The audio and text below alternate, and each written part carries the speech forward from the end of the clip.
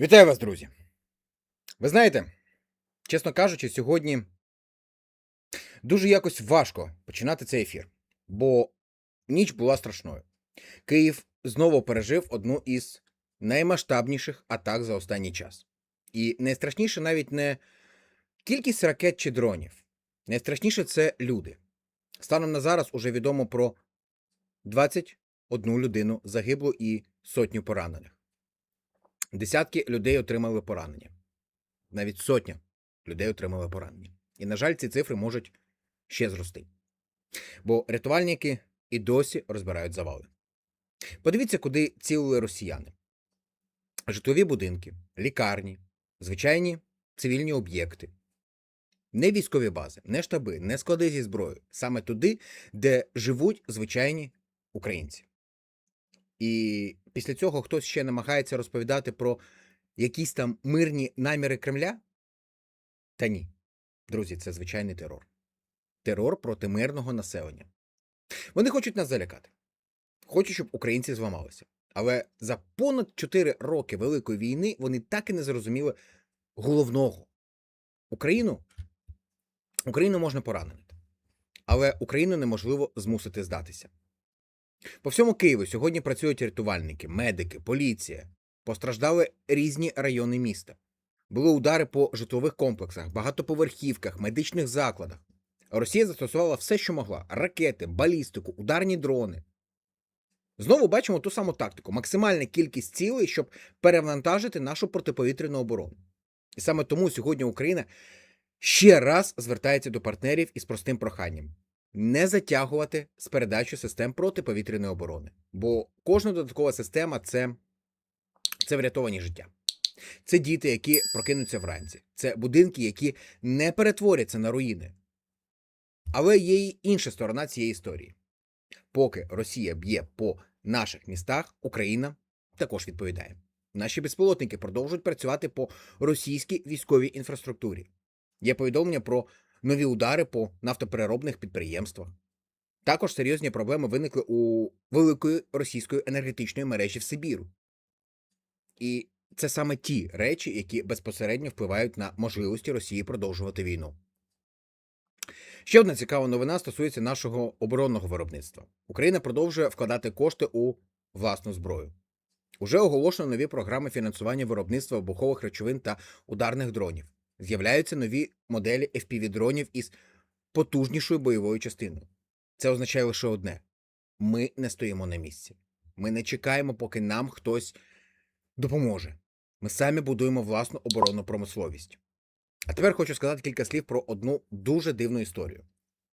У Німеччині триває справа щодо українця, якого підозрюють у причетності до підриву північних потоків. І тут у мене виникає насправді дуже просте питання. Чому сьогодні така увага до людини, яку ще навіть не визнано винною судом, але майже ніхто не хоче говорити про політичні рішення, які взагалі зробили можливим будівництво цих газопроводів? Адже саме залежність Європи від російського газу роками давала Кремлю величезний політичний вплив. Саме тоді багато хто попереджав, що це не просто економічний проект, а питання безпеки. Сьогодні ми вже знаємо, наскільки серйозними були ці ризики. І ще один приклад. У Фінляндії засудили бізнесмена, який допомагав постачати техніку до Росії в обхід санкцій. Суд визнав його винним. Людина отримала реальний термін. Ось це, на мою думку, дуже правильний сигнал. Якщо хтось допомагає державі-агресора заробляти гроші чи отримувати необхідні товари, він повинен відповідати за свої дії. І ви знаєте, хотілося, щоб подібний підхід працював по всій Європі. Без подвійних стандартів, без винятків. Бо поки одні сумлінно виконують санкції, інші досі шукають способи заробити на війні. Друзі, напишіть у коментарях, що ви особисто думаєте про сьогоднішню атаку на Київ? Чи достатньо, на вашу думку, світ робить для того, щоб захистити наше з вами українське небо? І як ви оцінюєте новини про посилення українського виробництва дронів? Також я, друзі, нагадую вам, що у нас є опитування. Нас дуже цікавить ваша думка, як ви себе почуваєте після цієї ночі. Там є 4 варіанти відповіді. Якщо жоден з варіантів вам не підходить, будь ласка, пишіть в коментарях. Мені дійсно дуже важливо почитати, як ви себе почуваєте після такої важкої ночі. Знаєте, що мене найбільше лякає останнім часом? Навіть не самі новини, не окремі вибухи, не заяви політиків. Лякає те, що подій стало настільки багато, що люди починають до них звикати. А цього робити не можна. Бо поки ми звикаємо, ворог не зупиняється ні на хвилину. Сьогодні знову був день, після якого залишається тільки одне питання. Скільки ще невинних людей має загинути, щоб у світі нарешті зрозуміли, з ким вони мають справу? Подивіться, що відбувається. Росія продовжує бити по мирних містах. Не по військових частинах, не по складах, а туди, де живуть звичайні люди. Там, де живемо ми з вами, друзі. Де гуляють діти, де просто люди намагаються жити. І коли дивишся на все це, виникає дуже дивне відчуття. Ви знаєте, складається враження, що Кремль уже давно воює не там за якісь території. Він воює за страх. Хоче, щоб українці жили в постійній тривозі. Щоб кожен ранок починався не з кави, а з перевірки новин. Але знаєте, що вони не можуть ніяк зрозуміти? Українців цим вже не зламати. Так, нам боляче. Так, ми втомилися. Так, іноді здається, що це не закінчиться ніколи. Але кожен новий удар робить нас не слабшими, а ще більш злими, ще більш впертими і ще більш переконаними, що ця війна повинна завершитися справедливо. І поки Росія намагається залякати Україну, відбуваються дуже цікаві процеси зовсім в інших місцях. Там, де Путін точно не хотів би бачити проблеми. От, ви знаєте, сьогодні поговоримо про все. Про страшні удари по українських містах, про великі втрати самої Росії, про проблеми, які починають наростати всередині Росії, про Крим, про Лукашенка, до речі, і про нові рішення наших партнерів. І навіть про те, чому останні заяви Кремля можуть говорити набагато більше, ніж здається на перший погляд. Повірте, є сьогодні кілька моментів, які дуже багато насправді пояснюють. І один із них, чесно кажучи, мене здивував. Тому обов'язково, друзі, я закликаю вас додивитися цей ефір до кінця. Бо найцікавіше я, як завжди, залишу на кінець цього ефіру. Ну, а поки ми починаємо, якщо ви ще не підписалися на канал Newsroom, зробіть це просто зараз. Нас із вами стає дедалі більше. Це означає, що правда потрібна людям. Поставте, будь ласка, вподобайку. Це отак от, пальчик вгору. Це буквально, я не знаю, кілька секунд. А для каналу це величезна допомога. Саме ваші вподобайки і активність дозволяють нашим випускам бачити набагато більше українців. І також обов'язково пишіть коментарі. Нам дуже важлива ваша думка, нам дуже важливі ваші настрої, щоб ми розуміли, яку інформацію для вас готувати. Ну а тепер переходимо до найголовнішого. Почнемо з Харкова. На жаль, знову страшні новини. Російська авіація серед білого дня завдала ударів керованими авіабомбами по кількох районах міста. Уявіть собі, день. Люди намагаються займатися своїми справами. Хтось іде додому, хтось працює, хтось гуляє з дітьми. І в одну мить усе змінюється. Вибухи, дим, пожежі, крики, швидкі, рятівники. За попередніми даними, тоді постраждали десятки людей. Серед них зовсім маленька дитина. Їй лише 1 рік. Просто задумайтесь. 1 рік. Що насправді ця дитина могла зробити Росії? Чим вона загрожувала величезній державі з усією її армією? Нічим. Але саме по таких людях і летять російські бомби. Є і загиблі. Серед них 15-річний хлопець. 15 років. У нього ще все життя мало бути попереду. Плани, мрії, навчання, перше кохання. А тепер цього вже ніколи не буде. І коли після цього хтось починає розповідати про якісь там мирні наміри, хочеться поставити лише одне питання. А де ці мирні наміри? Покажіть хоч один день, коли Росія перестала бити по мирних людях. Бо поки що ми бачимо зовсім іншу картину. Пошкоджені житлові будинки, пожежі, вибиті вікна, зруйновані будівлі. І знову десятки людських трагедій. На жаль, цього ж дня Росія завдала ще одного разу, і це було вже по Одеській області. Балістична ракета влучила по складських приміщеннях. Загинули люди. Ще багато отримали поранення. Знову кров, знову рятувальники, знову лікарі борються за життя. І знаєте, що мене особливо вразило? Удар прийшовся по складах, де зберігалися звичайні товари. Навіть туалетний папір. Ось така велика військова ціль. Саме тому весь світ має дуже добре розуміти одну просту річ. Для Росії вже давно не існує поняття військових чи цивільних об'єктів. Є лише бажання завдати якомога більше болю. Саме тому Україні сьогодні потрібна не просто підтримка. Україні потрібна сильна протиповітряна оборона. Бо кожна ракета, яку вдається збити, це чиєсь врятоване життя. І саме тут з'являються новини, які можуть стати дуже важливими. Наш міністр оборони Михайло Федоров заявив, що Україна зараз працює над прямими контактами на закупівлю протибалістичних ракет для систем Петріот. І ви знаєте, якщо це вдасться, це буде дуже серйозний крок, бо сьогодні кожна така ракета, буквально на вагу золота. Їх постійно не вистачає.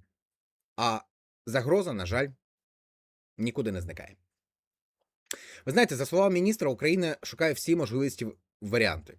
Домовляється з партнерами, працює над новими контрактами, навіть розглядає можливість тимчасово отримати частину ракет від інших держав, щоб пізніше повернути їх після виконання нових контрактів. І знаєте, мені здається, що саме це зараз виглядає правильно, бо коли ворог не припиняє атак, часу чекати насправді просто немає. Кожен день зволікання може коштувати людських життів. Саме тому боротьба зараз триває не тільки на фронті. Вона триває і в кабінетах, і на міжнародних переговорах, на рівні контрактів, на рівні дипломатії. І дуже хочеться, щоб усі ці рішення були ухвалені якомога швидше, бо українці вже занадто дорого платять за кожен день цієї війни. А тепер найцікавіше. Поки Росія запускає по наших містах України, насправді не сидить, склавши руки. І, схоже, у Кремлі через це деталі частіше починають нервувати. Наш президент підтвердив, що українські далекобійні удари знову досягли дуже важливих російських об'єктів. Мова йде про нафтопереробний завод в Уфі. І, ви знаєте, це не якийсь там випадковий завод. Це один із найбільших виробників мастил у Росії. До нього понад 1000 кілометрів від лінії фронту. Задумайтеся лише над цією цифрою. Понад 1000 кілометрів. Не 100, не 200, а 1000 кілометрів.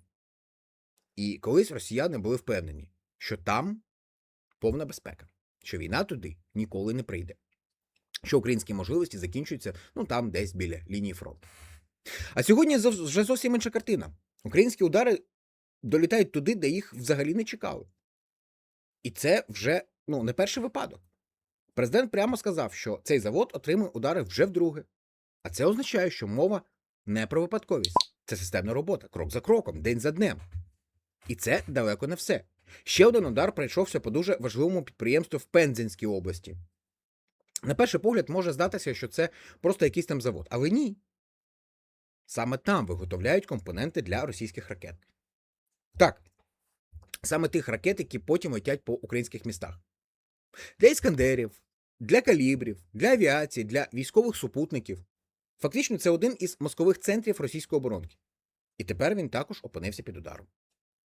Подивіться, як усе змінюється. Ще рік тому всі говорили лише про те, як Росія атакує Україну. А зараз дедалі частіше ми бачимо трошки іншу картину.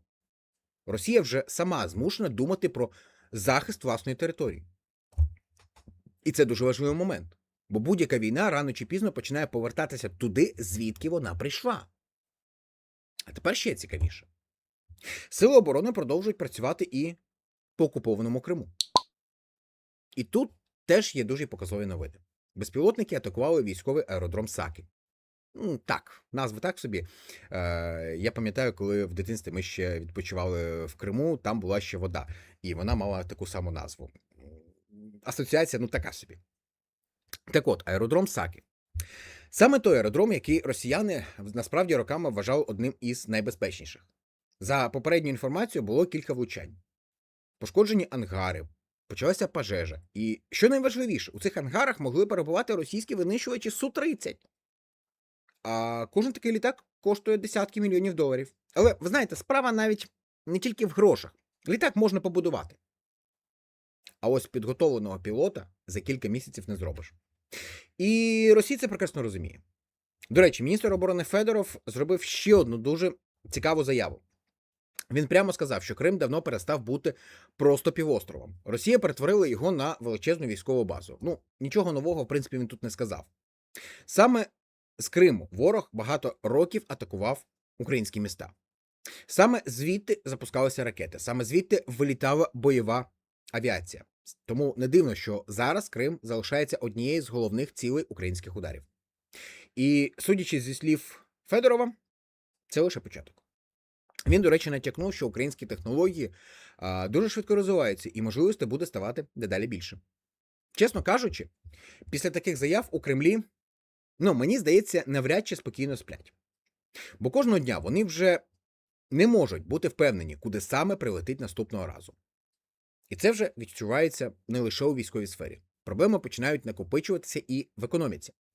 Пам'ятаєте, як російська пропаганда роками повторювала? Мовляв, санкції не працюють. Мовляв, Росія лише міцніше. Що ж, реальність починає говорити сама за себе. Через постійні удари по російських нафтопереробних заводах в Україні виникли дуже серйозні проблеми з пальним. І тут сталося те, що ще кілька років тому виглядало майже фантастикою. Росія почала більше купувати бензин, у кого б ви думали? У Білорусі. Так, саме так, країна, яка називала себе енергетичною наддержавою, уже змушена шукати допомогу. Ціни на пальне різко зросли. У багатьох регіонах виник дефіцит, обмежується продаж бензину. Тепер уважно. Росія навіть почала вести переговори щодо імпорту пального з інших країн. От вам і енергетична імперія. Парадокс, правда? Країна, яка десятиліттями хвалилася своїми нафтовими запасами, тепер сама шукає, де купити бензин. І ось тут виникає цікаве питання. Як ви думаєте, чи очікували в Кремлі такого розвитку подій, коли насправді починали цю війну? Чи хтось їм чесно сказав, що через кілька років вони самі будуть змушені латати власні проблеми, створені цією агресією? Мені здається, відповідь очевидна. І ще один дуже показовий момент. Міністерство оборони України повідомило підсумки лише одного місяця. Лише за червень українські далекобійні удари досягли десятків важливих об'єктів. Російських об'єктів. Нафтопереробні заводи, паливні бази, військові підприємства, логістика, об'єкти зв'язку, кораблі. І все це на величезній відстані від України. Тобто, війна, яку Кремль хотів залишити далеко від своїх громадян, дедалі частіше приходить і до них. Саме цього в Москві боялися найбільше. Бо одне діло розповідати по телевізору, що все йде за планом. І зовсім інше, коли вибухи починають чути вже на власній території. І знаєте, мені здається, це лише один із сигналів того, що ситуація поступово змінюється. Але попереду ще більш цікаві теми на нас чекають. Так, зараз будемо говорити про Олександра Лукашенка. Отак от. Бо останні новини з Білорусі можуть мати набагато більше значення, ніж здається на перший погляд. А тепер давайте поговоримо про те, що останнім часом все частіше викликає запитання. Білорусь. Насправді тут запитань дуже багато. Здавалося, про неї останнім часом говорять менше. Але це зовсім не означає, що там нічого не відбувається. Навпаки, друзі, події там можуть мати дуже серйозні наслідки. І саме тому не можна їх ігнорувати. Подивіться, що відбувається. З одного боку, Лукашенко всіма силами намагається показати, що він нібито не хоче прямої участі у війні. Він прекрасно розуміє, чим це може закінчитися. І для нього особисто, і для його режиму, і для всієї країни. Бо більшість білорусів не хочуть воювати проти України. Вони цього не приховують. І Лукашенко це чудово знає. Але є і інша сторона медалі. Поки він говорить про мир, Білорусь поступово змінюється. І насправді я хочу вам сказати, що ці зміни дуже тривожні. За інформацією білоруської демократичної опозиції, країна дуже швидко мілітаризується. Переписуються закони, створюються нові військові структури, розширюється резерв. До військової підготовки дедалі активніше залучають молодь, навіть школи. І тут виникає просте питання. От цікаво, якщо ніхто не збирається воювати, навіщо тоді все це? Навіщо така масштабна підготовка? Навіщо змінювати законодавство? Навіщо нарощувати військові можливості? Мене це, чесно кажучи, дуже, насторожує. Бо такі речі випадково не робляться. І ще один дуже цікавий момент. Нещодавно Володимир Зеленський публічно звернувся до Олександра Лукашенка. Президент заявив, що Білорусь має прибрати спеціальне обладнання біля українського кордону. За словами нашої сторони, української, воно допомагало росіянам координувати атаки безпілотників, особливо через північ Київського водосховища. Я не відкриваю тут жодної військової таємниці, про це пишуть абсолютно всі моніторингові канали.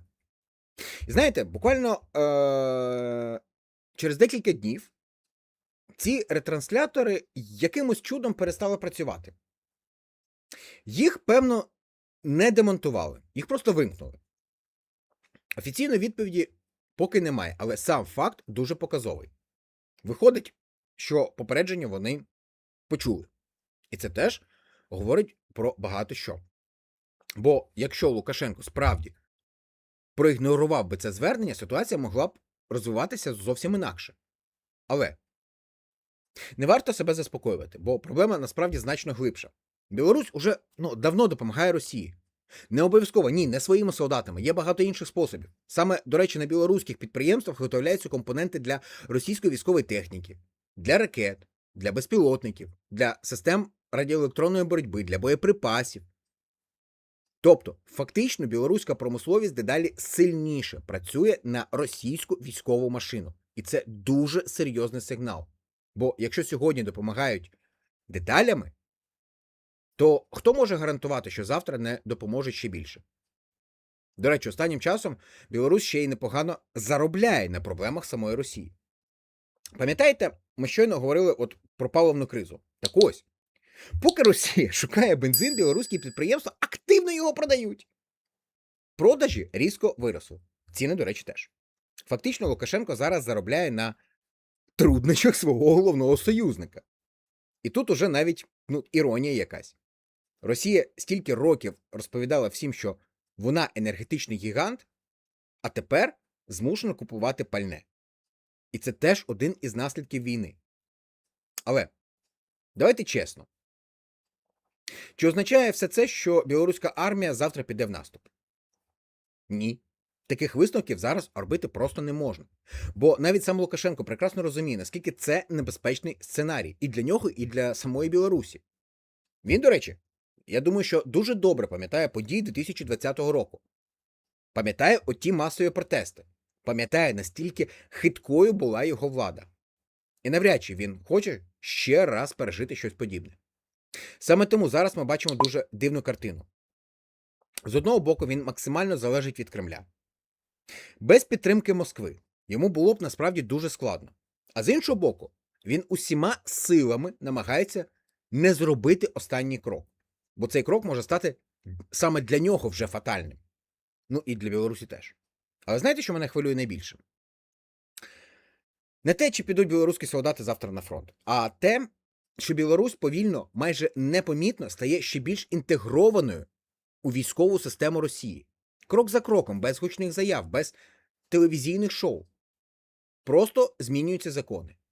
Створюються нові структури, розширюється військове виробництво, налагоджується логістика.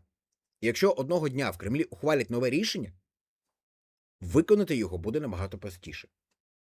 Ось у чому головна небезпека. Саме тому за подіями в Білорусі потрібно уважно стежити, бо інколи найважливіші речі відбуваються насправді тихо. Без вибухів, без сирен, без якихось там гучних заголовків. А тепер давайте поговоримо про ще одну дуже цікаву тему. Останні заяви міжнародних партнерів показують, що найближчі тижні можуть стати надзвичайно важливими для України. І тут, ви знаєте, є кілька новин, які, на мою думку, заслуговують такої особливої уваги. До речі, я хочу на хвилинку звернутися до вас, друзі.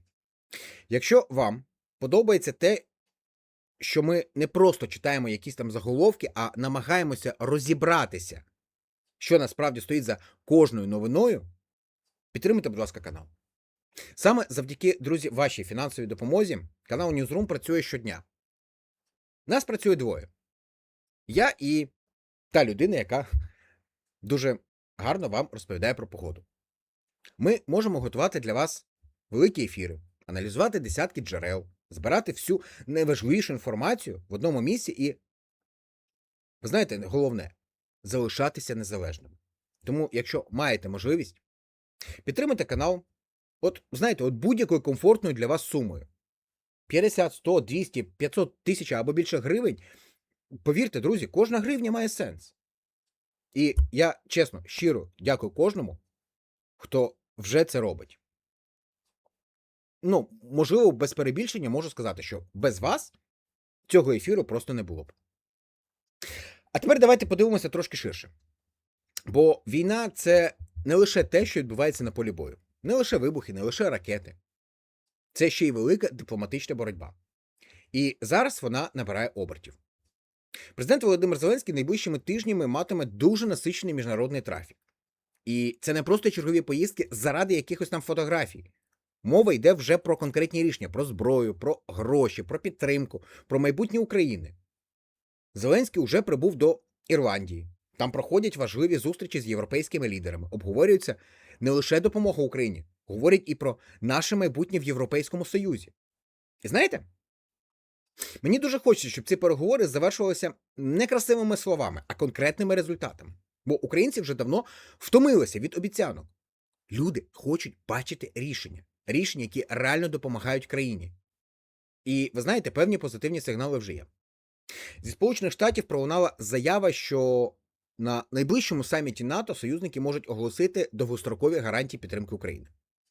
Зверніть увагу саме на ці слова. Не разова допомога, не пакет на кілька місяців, а довгострокова підтримка. І це дуже важливо. Бо Кремль увесь час робить ставку на одне. Що Захід втомиться, що партнери скажуть «досить», що Україна залишиться сама. Саме на цьому побудована вся російська стратегія. Перечекати, перетерпіти, дотиснути. Але якщо підтримка справді стане довгостроковою, ця стратегія починає тріщати. І це вже зовсім інша історія. До речі, Зеленський також заявив, що найближчі тижні можуть бути дуже результативними. Україна очікує нових рішень від країн Великої Сімки. Триває робота із партнерами. І дуже хочеться, щоб за цими словами стояли конкретні кроки. Бо кожне таке рішення сьогодні має величезне значення. Є, до речі, ще одна важлива новина. Європейський Союз уже перерахував Україні майже 4 мільярди євро.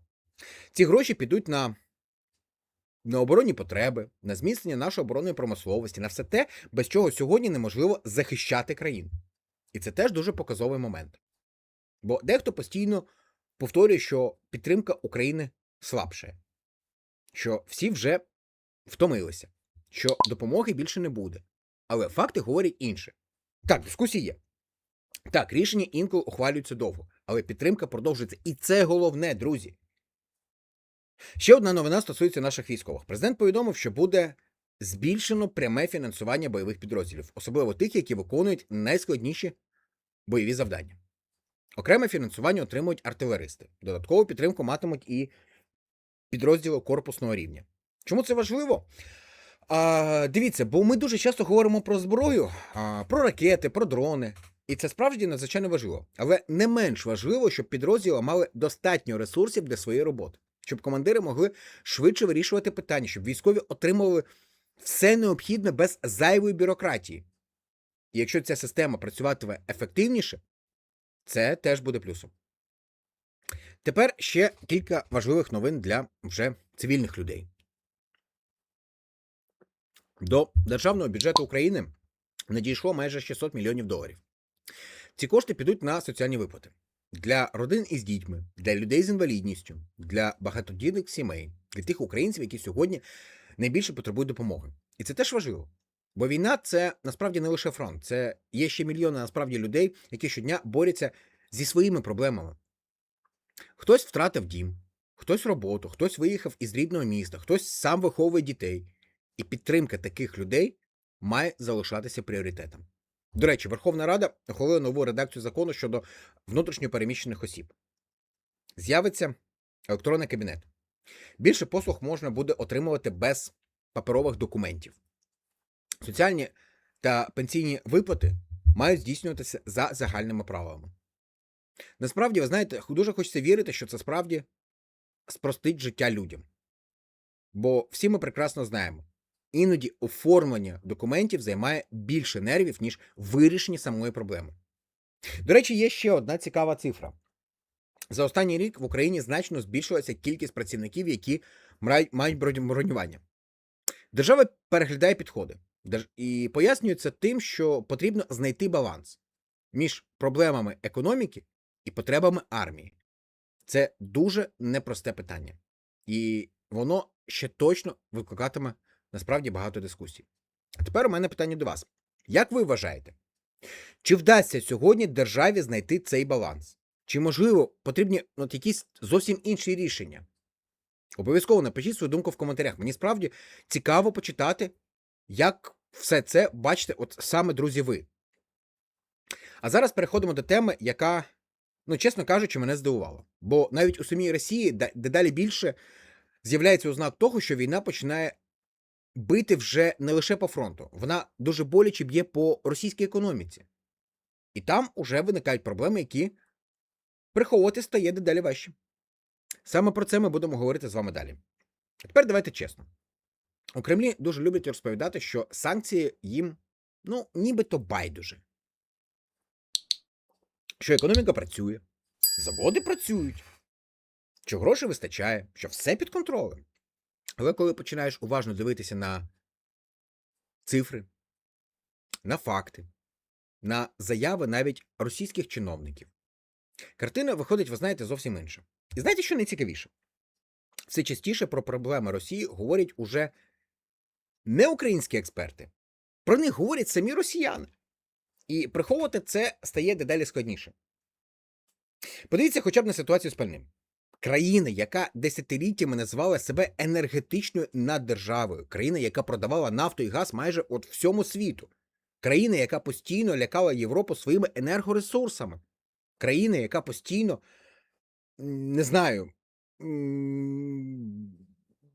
казала, що найбільші запаси лише в них, сьогодні вже сама шукає, де купити бензин. От вдумайтеся лише в це, друзі. Росія імпортує пальне. Хто б у це повірив ще буквально кілька років тому, навіть у минулому році? Причина дуже проста. Українські удари по нафтопереробних заводах поступово роблять свою справу. Не за один день, не за один тиждень, але дуже системно. І саме це, мабуть, найбільше дратує Кремль. Бо відновити такий завод за кілька днів неможливо. Потрібен час. І, до речі, потрібні величезні гроші. Потрібне обладнання, якого, до речі, через санкції стає дедалі менше. І ось уже Росія змушена думати не про експорт, а про те, як забезпечити власний ринок. Ба більше, у деяких регіонах уже введені обмеження, зростають ціни, виникає дефіцит. І люди починають ставити дуже незручні питання. І це вже проблема для самого Кремля. Бо поки війна була далеко, можна було розказувати будь-які казки. А коли проблеми приходять у власний дім, тут насправді вже телевізор працює не так ефективно. Є, до речі, ще один показовий момент. Українські дрони тепер регулярно долітають до об'єктів, які Росія вважала абсолютно недосяжними. Зокрема, до центрів космічного зв'язку, до підприємств, які виробляють компоненти для ракет, до логістичних вузлів, до мостів, до нафтобаз, до складів. І це вже не випадковість. Я знову продовжую повторювати одне й те саме слово. Це система. Україна поступово ускладнює життя російській військовій машині. Кожен такий удар – це не просто красивий заголовок, це затримки, це додаткові витрати, це нові проблеми з логістикою, це необхідність перекидати системи протиповітряної оборони. Та врешті-решт, це нерви, це паніка, це ще один головний біль для Кремля. І тут виникає цікава ситуація. От що робить Росія? Замість того, щоб шукати вихід із цієї кризи, вона намагається ще більше затягнути людей у війну. Аналітики звертають увагу, що дедалі більша частина російського бюджету працює лише на одну мету – на війну, на виробництво зброї, на військові замовлення, на армію. А все інше поступово відходить на другий план. І це, ви знаєте, дуже небезпечний шлях. Бо будь-яка економіка має межу. Не можна нескінченно вкладати майже всі ресурси лише у війну. Колись доведеться платити рахунки. І складається враження, що ці рахунки потрошку вже починають приходити. От подивіться на російський бізнес. Частина підприємств закривається, інші скорочують виробництво. Зростає податковий тиск. Малому бізнесу стає дедалі важче. Самозайняті люди йдуть у тінь. І це вже не українські оцінки. Про це дедалі частіше говорять вже самі російські економісти. Бо приховувати такі процеси вже неможливо. І тут виникає головне питання. Чи розуміє це сам Путін? Чи йому, як завжди, доповідають лише хороші новини? Бо, ви знаєте, авторитарна система має одну дуже небезпечну рису. Начальнику дуже часто бояться говорити правду. Усі хочуть доповісти, що усе добре, що план виконується, що немає проблем, що ситуація під контролем. І в якийсь момент керівник починає жити у власному світі. У світі красивих звітів, у світі переможних доповідей, у світі телевізійної картинки, а реальність уже зовсім інша.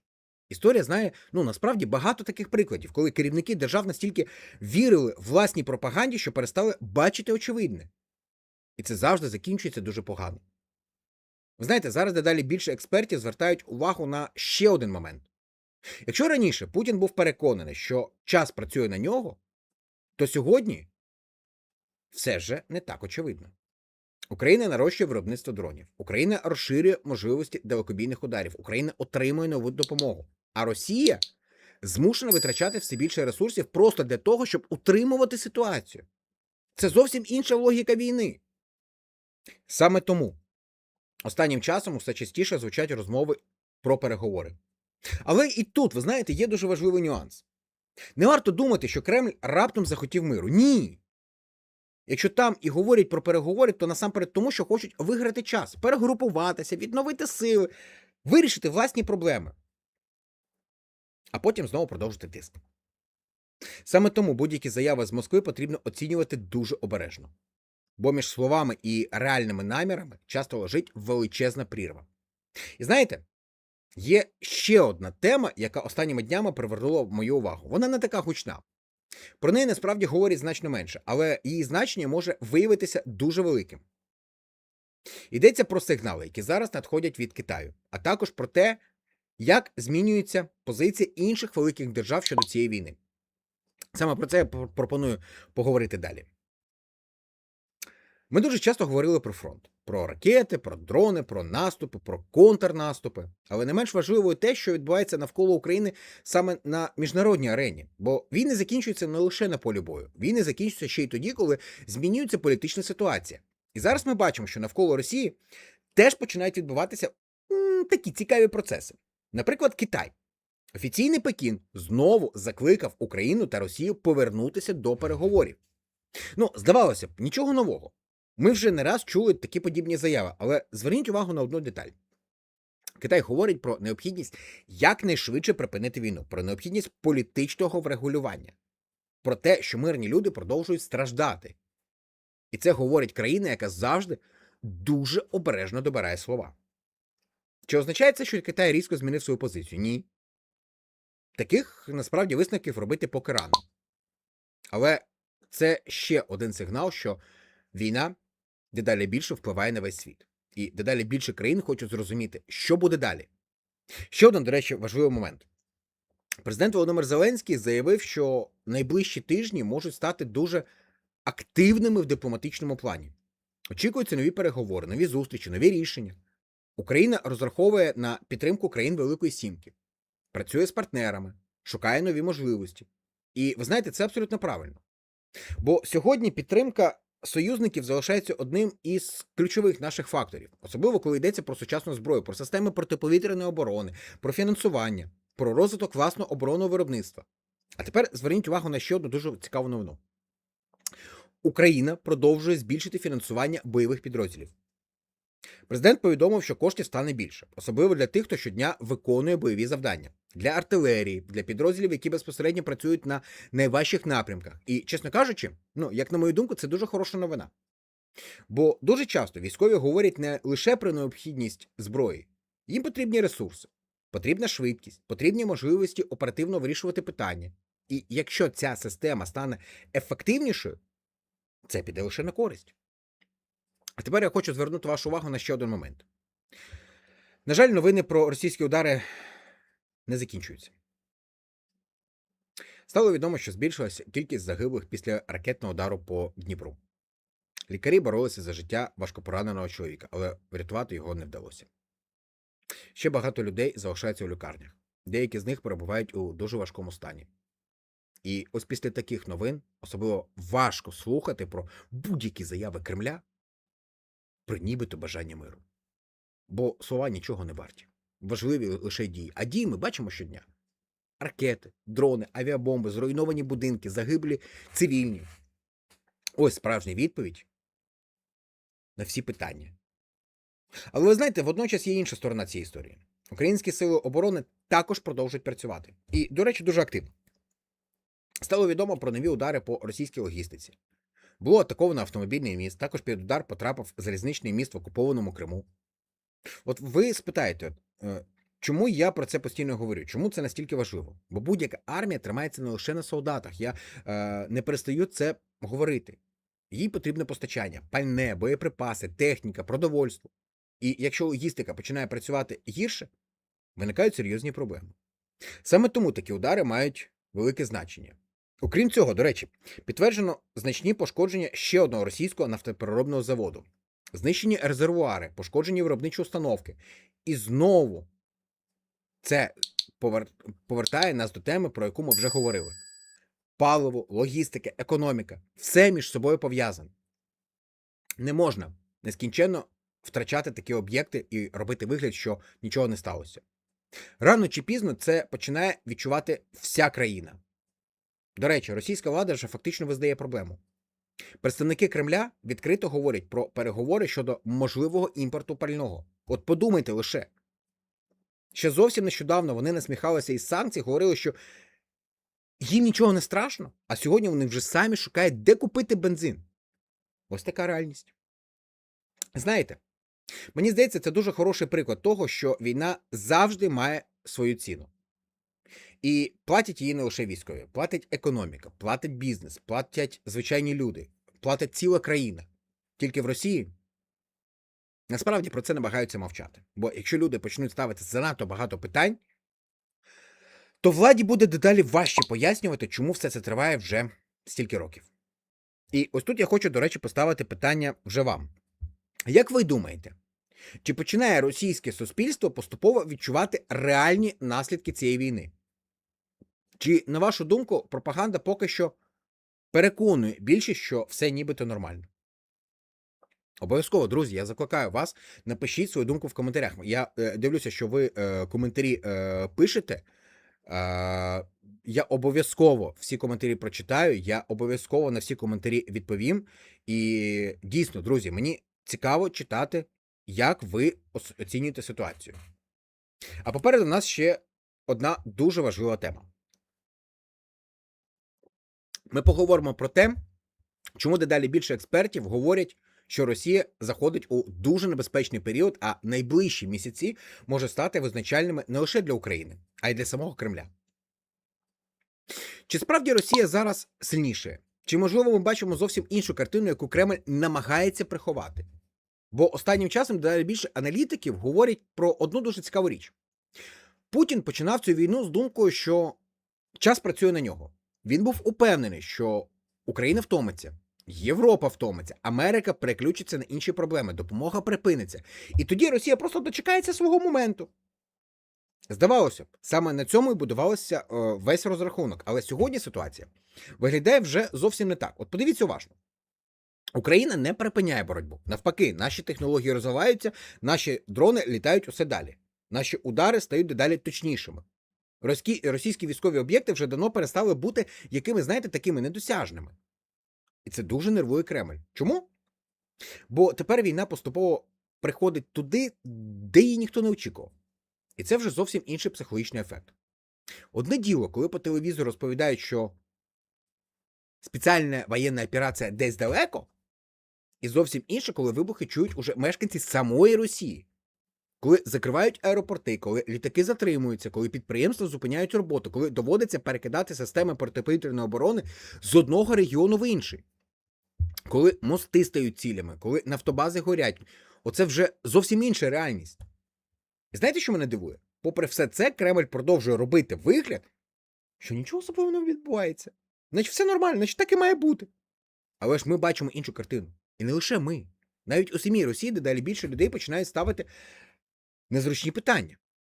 Чому зростають ціни? Чому виникають проблеми з пальним? Чому потрібно економити бюджет? Чому збільшуються податки? Чому дедалі більше грошей іде лише на війну? І таких питань стає все більше. Є ще один дуже важливий момент. Російська економіка дедалі сильніше залежить саме від війни. Подумайте лише. Підприємства переходять на військові замовлення. Заводи працюють насамперед для армії. Величезні бюджетні кошти витрачаються саме на військову сферу. А що буде після війни? Хто про це думає?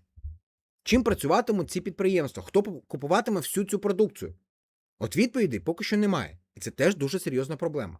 Бо будь-яка економіка повинна розвиватися, створювати нові технології, відкривати нові виробництва, покращувати життя людей, а не жити лише війною.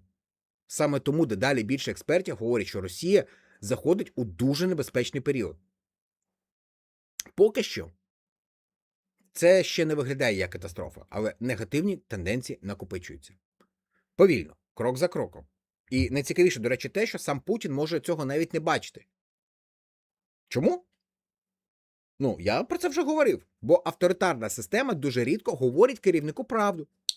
Навпаки, усі бояться приносити погані новини, усі хочуть доповісти, що ситуація чудова, що план виконується, що армія наступає, що економіка міцна, що народ підтримує владу. І у якийсь момент людина починає жити всередині цієї красивої картинки. А реальність уже давно інша. Саме тому багато істориків називають це класичною помилкою диктаторів. Вони починають вірити власній пропаганді і саме тоді ухвалюють найнебезпечніші рішення. До речі, останнім часом дедалі частіше звучить тема можливих переговорів. Але тут дуже важливо не плутати бажане з реальністю, бо переговори можуть переслідувати абсолютно різні цілі. Україна хоче справедливого миру. Це зрозуміло. А що хоче Кремль? Ось тут питання значно складніше. Є думка, що Росія могла б використати переговорний процес просто для того, щоб виграти час. Перепочити, відновити запаси, виробити більше зброї, підготувати нові резерви, а потім знову повернутися до силового сценарію. Саме тому зараз дуже важливо дивитися не лише на заяви, а й на конкретні дії. Бо слова можуть бути будь-якими, особливо коли їх говорить Кремль. А тепер ще один момент, який мене, чесно кажучи, дуже зачепив. Останнім часом багато говорять про те, що Росія все більше намагається показати себе лідером так званого глобального півдня. Мовляв, Захід уже слабкий, світ змінюється, і Москва хоче скористатися цією ситуацією. Але чи справді це так? Якщо чесно, мені здається, що тут теж не все так просто. Бо країна, яка сама змушена шукати пальне, яка витрачає майже половину бюджету на війну, яка постійно закриває дірки у власній економіці, навряд чи може почуватися настільки впевненою, як показує її пропаганда. Саме тому найближчі місяці можуть стати надзвичайно важливими і для України, і для Росії, і для всієї Європи. Бо зараз фактично вирішується, хто швидше витримає це виснаження, хто виявиться сильнішим, хто зможе адаптуватися, і хто, зрештою, змусить іншу сторону змінити свої плани. Одне можна сказати точно. Попереду на нас чекає дуже непростий період. Але зараз надзвичайно важливо не втрачати холодний розум, не піддаватися паніці і уважно стежити за тим, що відбувається. Бо іноді, знаєте, одна невеличка новина означає набагато більше, ніж десятки гучних заяв. Ну що ж, друзі, якщо насправді уважно подивитися на всі новини цього дня, можна зробити один дуже важливий висновок. Події більше не розвиваються окремо одна від одної. Усе пов'язано. Удар по Києву, удар по Харкову, по Одещині, атаки по Дніпру. Одночасно українські далекобійні удари по російських військових об'єктах. Проблеми з пальним у Росії, нові переговори з союзниками, нові рішення щодо оборони, посилення допомоги. Усе це частини однієї великої картини. Знаєте, що мене вражає? Росія досі поводиться так, ніби може нескінченно воювати. Наче ресурси безмежні, наче економіка все витримає. Наче люди мовчатимуть вічно. Але історія не знає жодної держави, яка могла б безкінечно жити лише війною. Рано чи пізно доводиться відповідати. Не перед іншими, перед власними людьми, перед власною економікою, перед власним майбутнім. І мені здається, що саме цей момент поступово починає наближатися. Так, ніхто не говорить, що це станеться завтра. Було б неправильно робити такі висновки. Попереду ще дуже складний шлях. Попереду ще багато важких рішень. Попереду ще багато випробувань. Але і Україна сьогодні вже зовсім не та, яку Кремль намагався захопити у 2022 році чи навіть у 2014. Ми стали сильнішими, досвідченішими, технологічнішими. Ми навчилися воювати по-іншому. Навчилися швидко знаходити рішення. Навчилися виробляти власну зброю. Навчилися дивувати ворога там, де він цього зовсім не чекає. І це, ви знаєте, визнають уже не тільки українські військові. Про це говорять навіть за кордоном. Саме тому зараз так важливо не впадати ні в ейфорію, ні у відчай. Бо війна – це марафон. Довгий, виснажливий. І виграє цей марафон той, хто не втратить сили на останніх кілометрах. Саме тому сьогодні кожен із нас має робити свою справу. Наші військові захищати країну, рятувальники ліквідовують наслідки ударів, лікарі рятують поранених, волонтери допомагають фронту. А ми із вами повинні не втрачати, друзі, здоровий глузд, не вестися на паніку, не розганяти чутки, не допомагати російській пропаганді, бо інформаційний фронт сьогодні не менш важливий. Іноді один неправдивий допис може наробити більше біди, ніж десятки ворожих телеграм-каналів. Тому, друзі, я дуже вас прошу, завжди перевіряйте інформацію.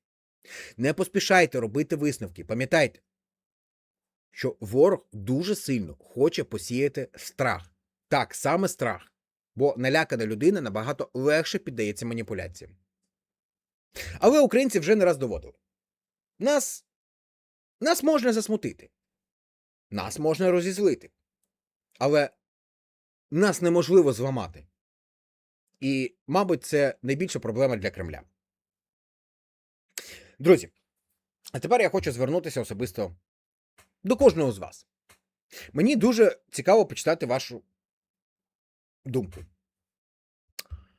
Як ви оцінюєте всі ці події, про які ми сьогодні говорили? Що, на вашу думку, зараз є найважливішим? Чи бачите ви ті самі зміни, про які ми сьогодні говорили? Чи, можливо, звернули увагу на щось інше? Обов'язково, друзі, напишіть про це в коментарях. Я іще дуже, до речі, прошу. Напишіть, будь ласка, з якого міста, населеного пункту ви сьогодні дивитесь канал Newsroom. Мені завжди дуже приємно бачити, як наша велика спільнота збирається разом. Знаєте, у мене навіть є така мрія. Розпочати, звичайно, що з карти України, купити велику карту на стіну і відмічати позначками, де знаходяться наші глядачі. От реально. Мені завжди дуже приємно бачити, як наша, я не побоюсь цього слова, велика спільнота збирається разом. Україна, Європа, США, Канада, інші країни світу. Я читаю ваші коментарі от після кожного ефіру. Я читаю ваші коментарі під кожним нашим відео. І це справді надихає. Якщо сьогоднішній ефір був для вас корисним, обов'язково, друзі, підтримайте вподобайкою. От поставте пальчик вгору. Натисніть кнопку підписатися, якщо ще цього не зробили. Ось все це є отут під відео. І підписатися, і вподобайка. Попереду, насправді, буде ще дуже багато важливих тем. І ми, як завжди, будемо розбирати їх разом із вами.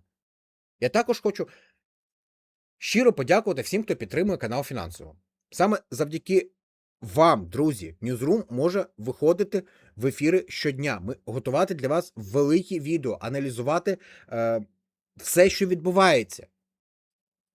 Опрацьовувати десятки джерел, шукати найважливішу інформацію. І головне, друзі, зараз скажу без пафосу, залишатися незалежними. За нами нікого немає. Ми такі, які ми є, самі по собі. Тому, якщо, звичайно, маєте сьогодні в такий скрутний час можливість і бажання, підтримайте, будь ласка, нашу команду будь-якою комфортною для вас сумою. Це, повірте, справді дуже допомагає розвитку. Також не забувайте поділитися цим відео зі своїми друзями, рідними та знайомими. Зробіть репост. Чим більше людей побачить перевірену інформацію, тим менше шансів у пропаганди та різноманітних маніпуляціях. Щиро дякую кожному, хто був сьогодні разом зі мною. Бережіть себе, бережіть своїх рідних. І, знаєте, віримо в наших захисників та захисниць. І, знаєте, вже традиційно завершую кожен наш з вами ефір легендарною фразою. От така фігня, малятка, любі хлопчики і дівчатка. Слава Україні! Слава силам оборони! І, друзі, пам'ятайте, що принесло вчора? Живіть сьогоденням і обов'язково, чуєте, обов'язково, вірте у майбутнє своє та України. Нехай щастить, бережіть себе, своїх близьких та рідних. І я дуже дякую, що сьогодні були зі мною, і до зустрічі у наших наступних ефірах та відео на каналі Newsroom. Бувайте!